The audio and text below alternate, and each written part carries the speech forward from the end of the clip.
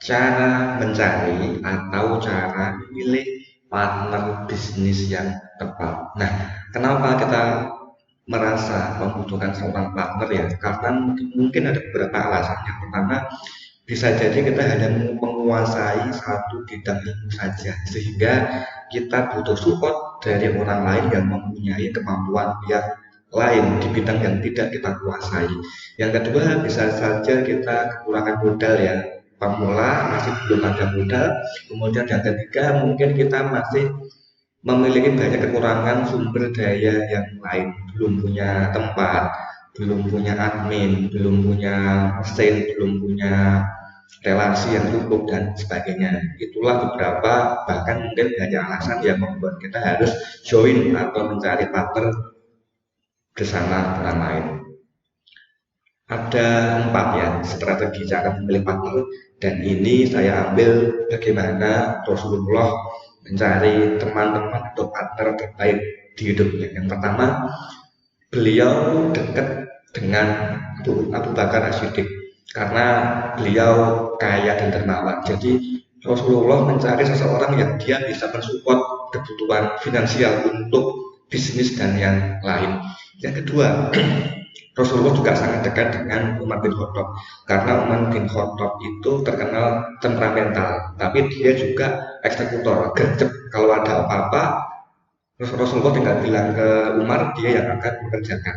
Kemudian yang ketiga ada juga Utsman bin Affan, ya, dia dewasa, pola pikirnya sangat maju, pola pikirnya brilian.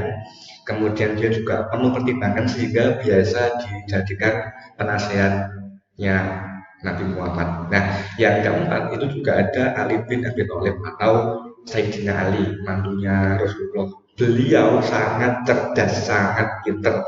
Jadi kalau Rasulullah itu adalah Madinatul Ilmi atau kotanya ilmu, maka untuk memasukinya itu adalah Ali karena dia mendapatkan julukan sebagai Babul Ilmi atau pintunya ilmu. Artinya beliau sangat cerdas. Jadi ada 4 komponen partner yang bisa kita bentuk ya. Yang pertama adalah yang mempunyai modal kuat atau finansialnya paling bagus. Yang kedua yang tim operasional, tim lapangan, tim yang gerak cepat. Yang ketiga adalah penasehat yang akan mengontrol dan akan memberikan konsultasi kepada yang lain. Dan yang keempat adalah yang paling cerdas, yang paling pinter, yang paling punya ide-ide brilian untuk mengembangkan bisnis kita. Nah, keempat ini adalah beberapa unsur yang harus kita cari saat kita mau kerjasama atau mencari partner dengan orang lain.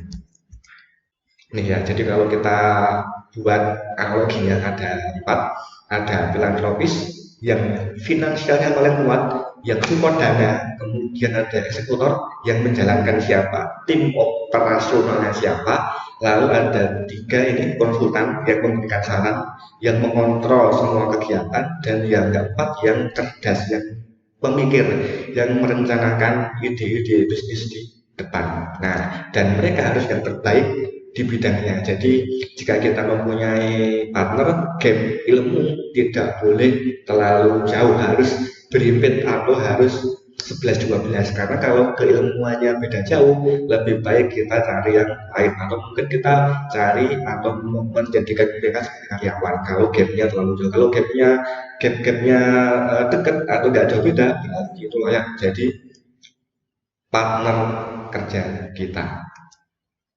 Nah, sering kali saya ketipu dalam memilih partner, itulah sebabnya saya membuat tes atau pengujian kepada partner-partner saya, dan ujian ini sangat soft, sangat lembut. Mereka tidak sadar. Yang pertama, saya buat pembagian tugas ya, kemudian saya beri deadline, lalu kita cek apakah partner itu bisa kerja atau tidak. Contoh, saya pernah membuat bisnis coating mobil, kemudian kita bagi tugasnya, saya membuat tim perencanaan kontennya, merencanakan ide-ide bisnisnya, sedangkan teman saya yang lain membuat video dan foto produk.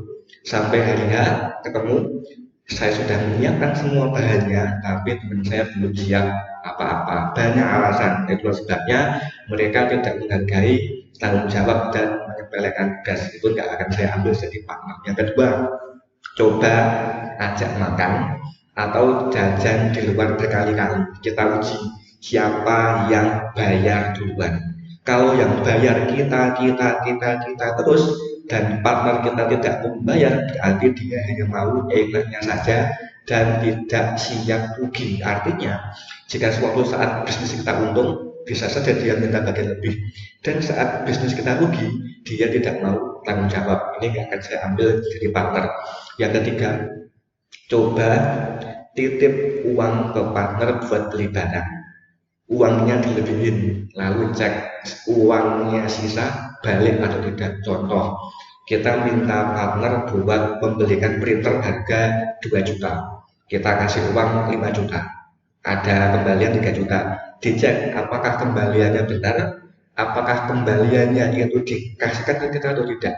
Jika uang kembaliannya dia ambil tidak bilang-bilang ke kita, tidak ada laporan, berarti dia tidak jujur dan tidak amanah untuk memegang uang. Artinya tidak cocok dijadikan partner bisnis. Dan ketiga ini sering saya uji, sering saya lakukan, dan saya bisa langsung menilai orang-orang mana yang cocok dan yang tidak cocok dengan saya. Nah, coba teman-teman cari partner yang sesuai dengan spek, carinya seperti apa, uji dengan 3 cara ini. Nanti mereka lulus atau tidak. Semoga berhasil.